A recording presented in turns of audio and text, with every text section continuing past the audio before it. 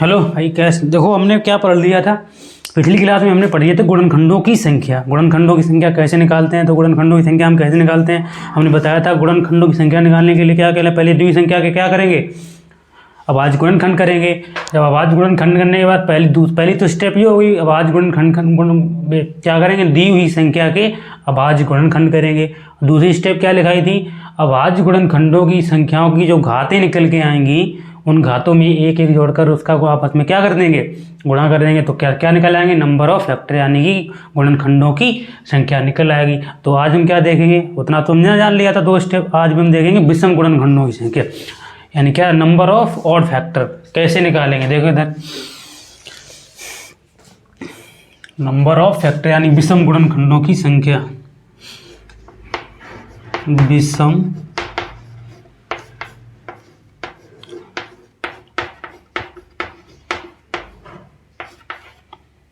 विषम गुणनखंडों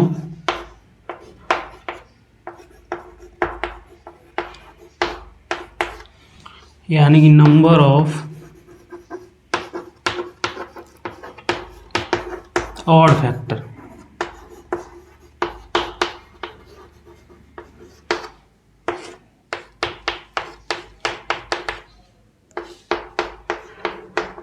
सम विषम तो आप समझते ही होंगे ना, जो 2 के मल्टीपल में होती है उसको सम कहते हैं। 2 के मल्टीपल में 2, 4, 6, 8, 10, ये तो हो जाएंगे, क्या हो जाएंगे, विषम संख्या होती हैं। और जो 2 के मल्टीपल में नहीं होती, जैसे 1, 2, 1, 3, 5, 7, 9, ये क्या कैसी संख्या होती हैं, विषम संख्याएं होती हैं। तो हम क्या निकालेंगे, तो हमने पढ़ लिया था गुणनखंडों की संख्या कितनी होती है, ठीक है, ये भी जान लिया। अब इसमें पढ़ेंगे विषम गुणनखंडों की संख्या, नंबर ऑफ फैक्टर कैसे निकालेंगे। देखो इधर,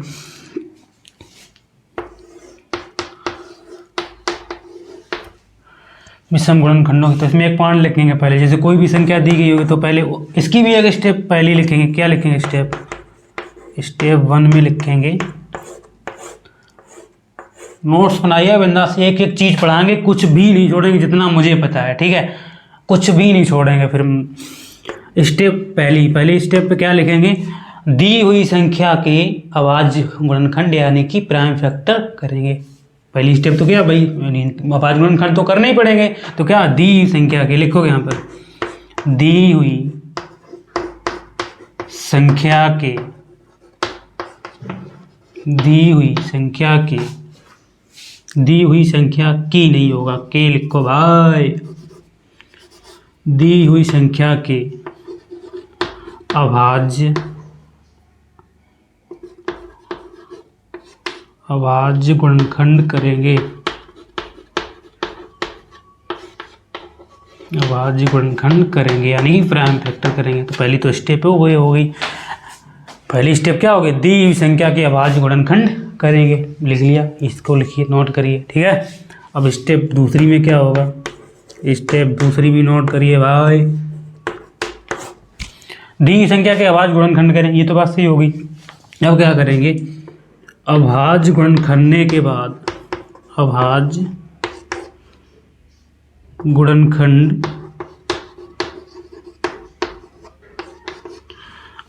गुणनखंड करने के बाद जो संख्या यानी कि जो फैक्टर, यानी जो संख्या है, मतलब जो भी, यानी अभाज्य गुणनखंड करने के बाद जो संख्या, यानी संख्या ना लिखो यहाँ पर, क्या लिख लोगे, फैक्टर लिख लो, यानी गुणज, गुणनखंड लिखो, गुणनखंड या गुणज लिख दो, संख्या गुणज। जैसे जो संख्या गुणज विषम होगी,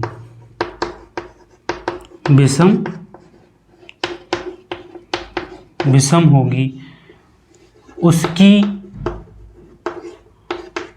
घातों में, यानी कि इसकी घातों में एक एक जोड़कर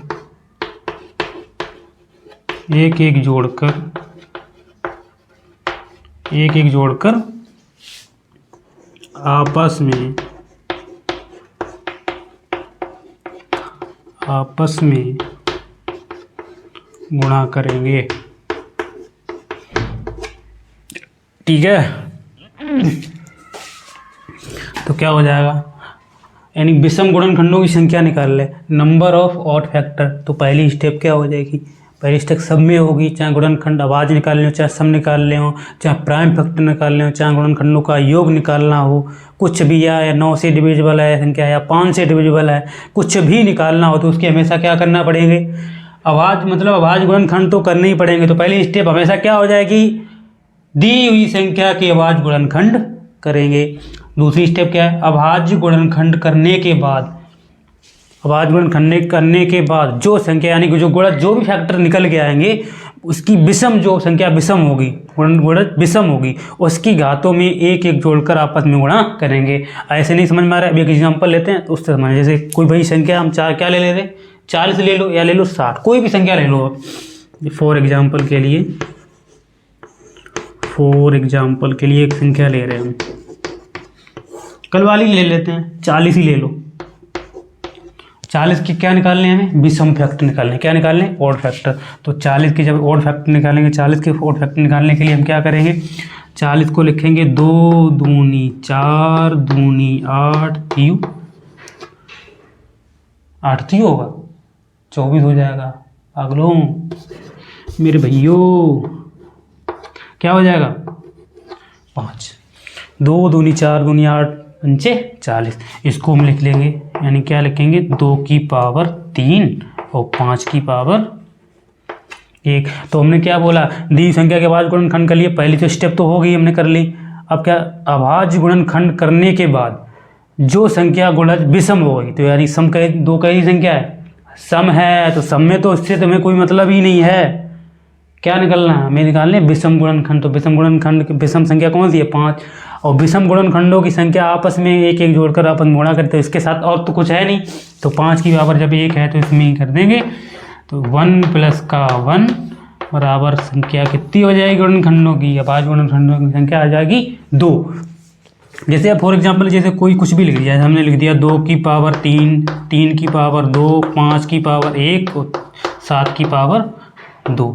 इसके हमें निकालना है विषम गुणन संख्या। तो हमने क्या बोला, जो संख्या सम होगी उससे हमें कोई लेना देना नहीं है, ठीक है। यही तो लिखा है, अभाज्य गुणन करने के बाद जो संख्या विषम होगी उसकी घातों में एक एक जोड़कर आपस में गुणा करेंगे।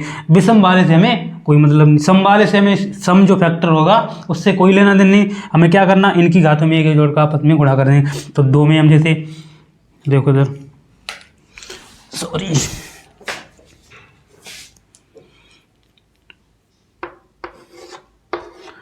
देखो इधर, 2 में 1 जोड़ दिया, इंटू कर लिया, 1 में 1 जोड़ दिया, इंटू कर लिया, 2 में 1 जोड़ दिया। अब देखो कितना हो जाएगा, 3 × 2 × 3, तो 3 दूनी 6, 6 तियु 18। तो अब आज विषम गुणनखंड संख्या कितनी आ गई, 18। तो निकाल पाएंगे ना, कैसे निकालेंगे, ठीक है। तो क्या हो जाएगा, 2 × 2 × 5 में हमने ये पहला एग्जाम्पल 40। अब देखो हमने एक संख्या, जैसे कोई भी संख्या लिखी होगी तो हमने इसके फैक्टर डायरेक्ट ले लिए। तो 3 2 की पावर 3, 3 की पावर 2 × 5 की पावर 1, 7 की पावर 2, ये संख्या देखिए। तो क्या करेंगे, संभाले से हमें कोई मतलब नहीं, तो क्या लिख लिया, 2 + 1 1 + 1 2 + 1 3 × 2 × 3 बराबर क्या हो जाएगा, 18। तो विषम गुणनखंड संख्या कितनी हो जाएगी, 18 हो जाएगी। इसको लिखिए, नोट करिए, बिल्कुल कॉपी में लिखिए।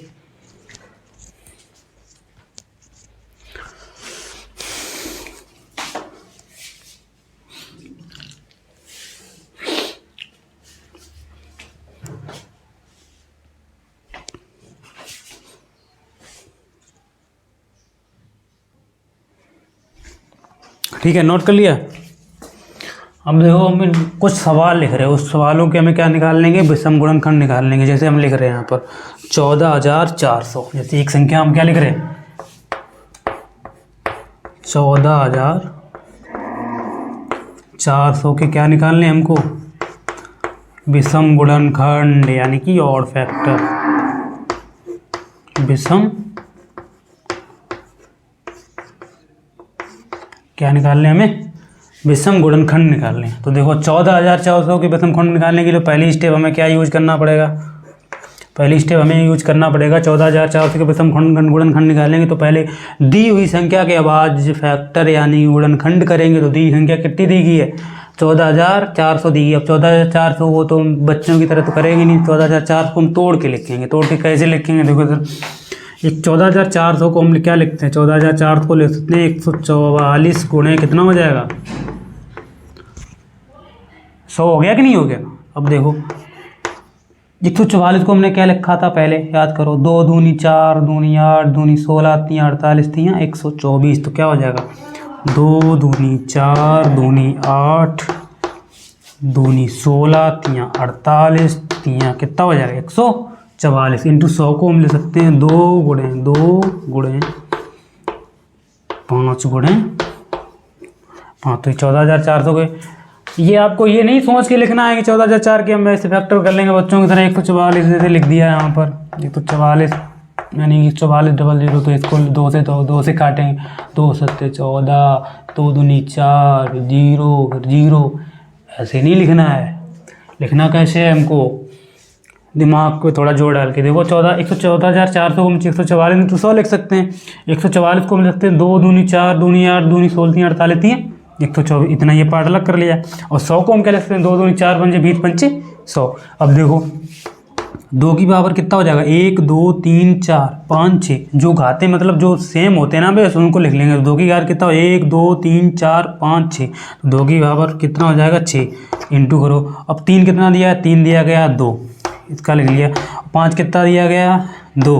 अब याद करो पहली स्टेप तो क्लियर करी, दूसरी स्टेप क्या थी, अभाज्य गुणनखंड करने के बाद जो संख्या या गुणज जो भी मतलब फैक्टर करने के बाद जो संख्या विषम होगी, विषम जो गुणज होगा वो संख्या में एक जोड़ का आपस में गुणा करते। तो हमें इससे तो कोई मतलब है नहीं, इससे अगर मतलब करें तो ये कैसी संख्या है, विषम सम है, तो इसको देखेंगे। तो 3 की पावर 2, तो 2 प्लस का 1 गुणा करेंगे, 2 प्लस का 1 गुणा कर देंगे, तो कितना हो जाएगा 3 इंटू 3 बराबर कितना हो जाएगा बेटा भाई लोग, 9 हो जाएगा ना। देखो तो 2 प्लस का 1 इंटू 2 प्लस का 1 इंटू बराबर 3 इंटू 3 बराबर कितना हो जाएगा 9 हो जाएगा। ठीक है, तो जब कितना विषम गुणनखंड संख्या कितनी हो जाएगी 9 हो गई। विषम गुणनखंड संख्या ये होगी। अब जैसे एक सवाल और लिख ले रहे, एक सवाल हम क्या लिख रहे 15,000।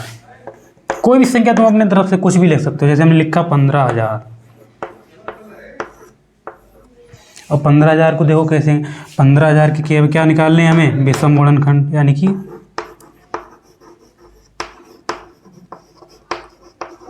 और फैक्टर निकालने ना। तो 15,000 के हम फैक्टर करेंगे तो 15 को हम क्या ले सकते हैं, 15 को हम तो इसको वैसे तोड़ लो, 15 को ले सकते हैं 15 इंटू 1000 को लग सकते हैं 100 इंटू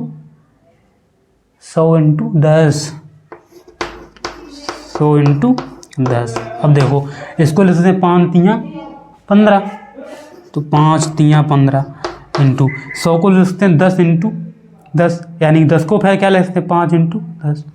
100 को हम वही लिख सकते हैं, जैसे 100 को ये लिखा 2 दूनी 4 पंचे 20 पंचे 100। तो 100 को हम तोड़ लेंगे, 2 दूनी 4 पंचे 20 पंचे 100। 10 को क्या ले सकते हैं 5 दूनी 10, तो 5 इंटू 2 और हो जाएगा। तो कितने हो जाएगी 15,000 के फैक्टर हो गए। पहली स्टेप हमने क्लियर कर ली, क्या कर लिया, अभाज्य गुणनखंड कर लिए। अब देखो 2 की पावर देखेंगे कितना, 1 2 3, तो 2 की पावर कितना दिया गया है 3 इंटू 3 देखेंगे तो 3 की पावर 1, तो 1 ही दिया गया, तो 3 की पावर 1 लिख लेंगे इंटू 5 कितना दिया गया, तो 1 2 3 4, तो 5 की पावर कितना दिया गया है, इससे हमें कोई मतलब नहीं। तो देखो इसको जोड़ेंगे 2 प्लस 4 1 5 गुणा कर दो, 5 दूनी 10। तो विषम गुणनखंडों की संख्या कितनी आ गई, 5 दूनी 10 आ गई। अब जैसे एक संख्या और लिख लो 1225, जैसे 1225 के भी क्या निकालने हैं हमें, ऑड फैक्टर निकालने हैं, के ऑड यानी फैक्टर निकालने हैं, यानी कि अभाज्य गुणनखंड निकालने, विषम गुणनखंड सॉरी। अब 1225 को हम क्या ले सकते हैं, ध्यान आ रहा हो, और 1225 किसके का स्क्वायर है, तो इसको हम क्या ले सकते हैं 1225 को, पर ये 5 का 25 5 के अंदर आएगा, 5 हो गया, 4 तियाँ 12, तो ये कितने का हो जाएगा 35 का वर्ग हो जाएगा। इसको ले सकते हैं 35 इंटू 35। ये 5 के वर्ग बताएंगे, जब हम ट्रिक बता देंगे वर्ग कैसे निकालते हैं और कैसे क्या।